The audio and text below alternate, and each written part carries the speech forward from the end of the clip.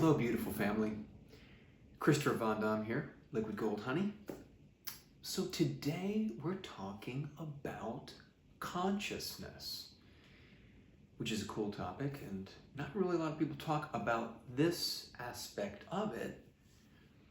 And I think that it's good to know this and have it in the back of our mind. Now, you're probably going to think I'm crazy, but I'll just say it like it is, that everything has consciousness. Everything. Whether it's an orange, we love you. We love you too. Or a lemon. I love lemons. We love you too. Chocolatize the body. So good for us. If you could do 1 or 2 of these a day in your drinks, so good. Can we eat you? Yes, you can. Thank you. I think I'm crazy. The point is, and I'm also saying this to myself to remind myself too, although I find it very important. So, it's good, as you know in your heart, that it's good to stay in harmony with Mother Gaia, this beautiful planet, with ourself, meaning like have integrity with ourself. If that means you said you're going to do something, we'll do it, unless, and you can't or something, or it's not, you realize it's not good for you, or you change your mind, but then say that. So, because everything has consciousness, to stay fully in harmony with everyone, like you, or you, it's good to ask their permission before we eat them. Lemon, you could say this, to yourself telepathically, because they get it, because a thought is a vibrational frequency. They have their own frequency, like we talked about in another video, that they're emitting their own frequency. So anyway, you can say to yourself, little lemon, can I eat you? Yes, you can. Thank you for asking, staying in harmony. And that actually raises the frequency even more of you, of the lemon, the juice. Orange, can I eat you? Yes, thank you. That's why I was created. Yay, for you to eat me and all that. And they're like, yes. So basically you made them happy by, I know this sounds out there, but by asking permission. If you can eat them, it made them even happier. And guess what that does? That raises their frequency even more. So when you eat that, it raises your frequency even more. And what does that do? It makes you happier, makes you stronger, makes you healthier, makes you more at peace, makes you more loving yourself and everyone, and helping everyone and assisting everyone. And helping and assisting yourself, and having more vitality. You increase the life force by respecting everything and everyone on the planet. This is an easy example because we're talking about a lemon and an orange. Although it's also how more complex species operate too. It's always best to ask permission about really anything rather than saying a statement, okay, I'm also talking to myself right now, this is how it's going to be. Asking permission. Hey, are you okay with this? Or can I do this? Or just ask permission. It's way more harmonious. Even if you're going to eat spaghetti and meatballs, can I eat you? Yes. And you can't eat it. But it just breeds harmony, which whatever you're gonna eat, you ask permission of it. Even if it's like a ham sandwich, which like my grandma used to make for me when I was little, but they didn't know this or even think of this. But it's coming out now, stuff like this. And there's not a lot of people that talk about what I'm talking about in this conversation. This is a pretty unique, and I know it sounds out there, Although, by practicing this, it helps us to stay in harmony. Ham sandwich, can I eat you? Yes, you can. I don't eat ham sandwiches anymore, but I did when I was a kid.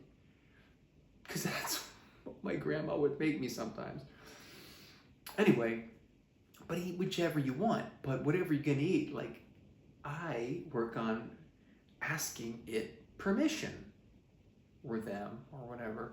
Can I eat you? Yes, you can. So anyway, it just breeds the harmony of it. Although on another level of it, there's different things that also have consciousness, which I can also remember. The nail clippers has consciousness. Nail clippers, can I use you? Yes, you can. I know this sounds crazy, but it's vibrating at, yes, a more dense, lower frequency, although it's still vibrating nonetheless. You know why? Because there are atoms, there are protons, there are electrons. They're moving around in here. So it's alive. Just this shirt has a consciousness. See, I never did this. I'm just kind of like thinking of stuff as I go. But sure, can I wear you? Yes, I want you to wear. Thank you. Thank you, shirt. You're so beautiful. I know this sounds really crazy. I mean, that's taking it to an extreme level of this. Although, when you stay in harmony, I think it's easier to stay fully connected and harmonious with ourself and everything and everyone around us, which actually helps oneness, because it helps us all to stay connected, to get connected and stay connected. Can you just imagine for 1 second what this planet and everyone on it would be like if we all asked permission of everything, of everyone, for anything, all the time? Wow. So obviously, this is a very new concept for most of you, if not all. And I know it's a little out there, although it's a thing. You might ask, did I get this information? Well, that in itself, you'll think that maybe I'm a little crazy. Although, I got a communication from a highly advanced being that lives on the inside of the planet. So, I don't know if we ever talked about this. There's super high advanced frequency beings and tribes and cities on the inside of the planet. It's not exactly what they tell us in our geology books in 7th grade, where the deeper you down go, the hotter it gets. There are certain areas that it's always 72. I've seen and read stories of people from, I think it was from Norway, fishermen that went up and they found their way into the opening on the north part accidentally. They kind of just flowed in. And, because they're Norwegian, I think northern Norwegian, and they got, for them, when they got lost on when you go to the very top of the planet, this planet's a torsion field. So the water actually flows inward. They started flowing inward. There was a father and a son. He looked, the son fell asleep. He woke up and he said, why are there no stars? Because they were on the inside. Anyway, they had caught some fish because they were fishermen. This was 200 years ago, so they didn't have motor engine. They had a sailboat, and they went in. They had caught some fish, and they were eating it, and then some really tall, like 15-foot tall beings came with a larger boat, and they spoke a different language, but they communicated, and they helped them. They put their smaller boat on the larger boat and took them, and they took care of them. They welcomed them in, and they lived there with them for two solid years. And they're really in harmony with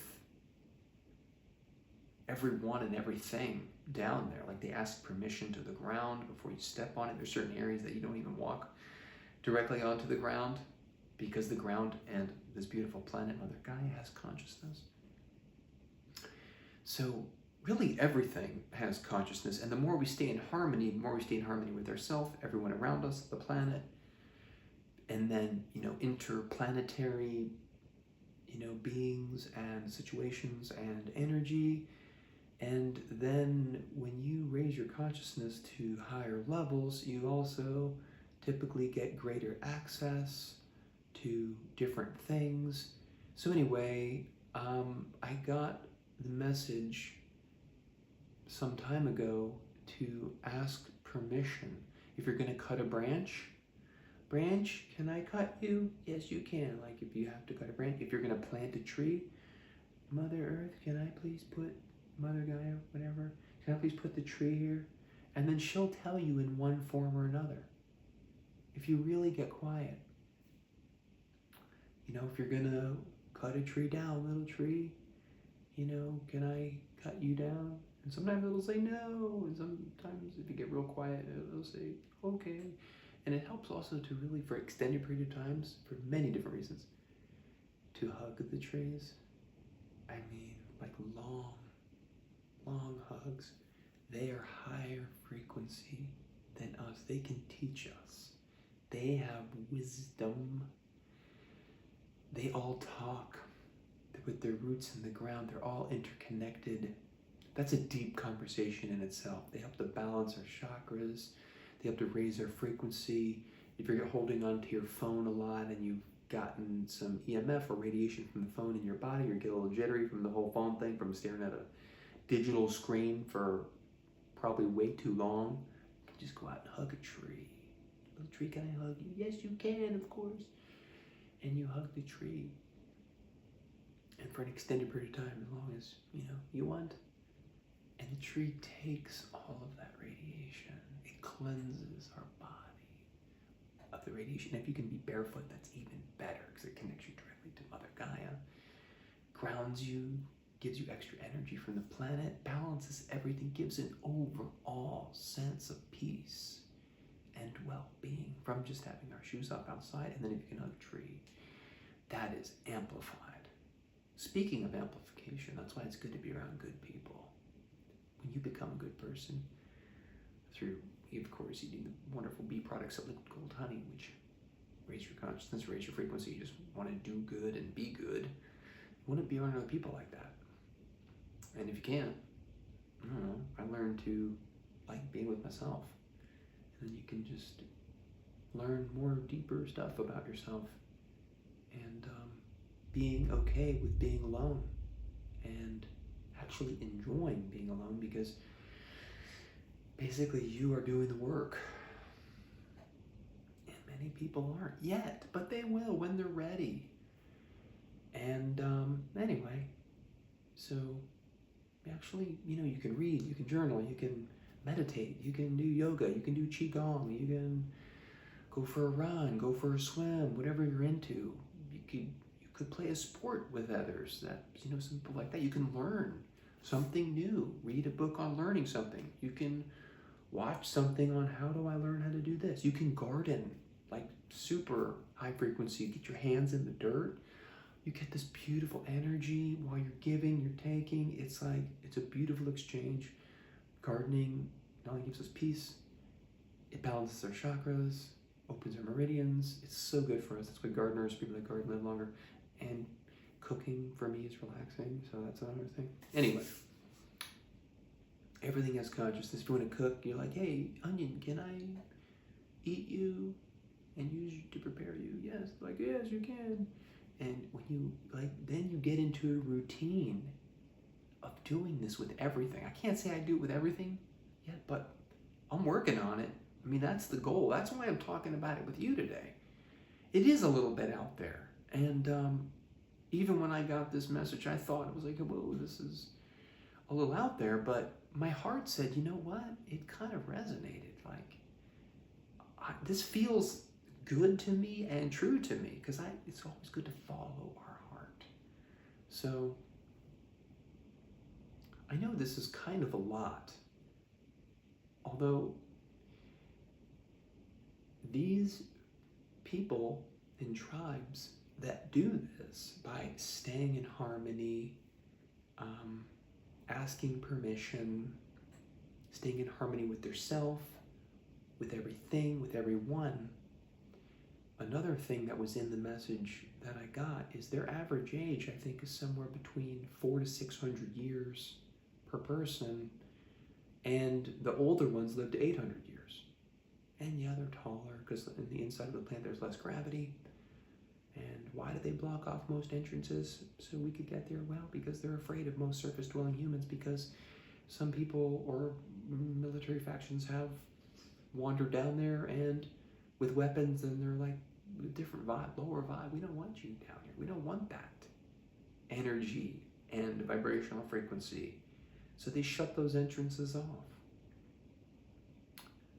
So I get it.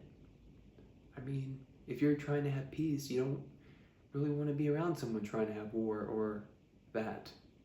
Although it's good to know this. Anyway, I know we just talked about some out there, yet very valid and special topics. So it takes practice, and I think that when we slowly just practice, ask them the permission, even the bottle of water. Some of you are probably familiar with the Japanese scientist, I believe in the 1970s, who took one piece of paper and wrote hate, another piece of paper and wrote love, put them on a table, put a glass of water on top of each paper, hate and love. Emoto is the scientist's name, who not too long ago passed, but his children are still carrying on the message. And then you leave it there for a little bit. Then a sample is taken out of each glass, put into a slide, viewed in a microscope, and the sample that was taken out of the glass that was above the message that said hate, the molecular structure of the water was deformed, and it wasn't very nice or pretty. The molecular structure of the other sample, which was over the glass of water that was above the message that said love, was the most beautiful, sacred, snowflake geometrical structure. This is real science.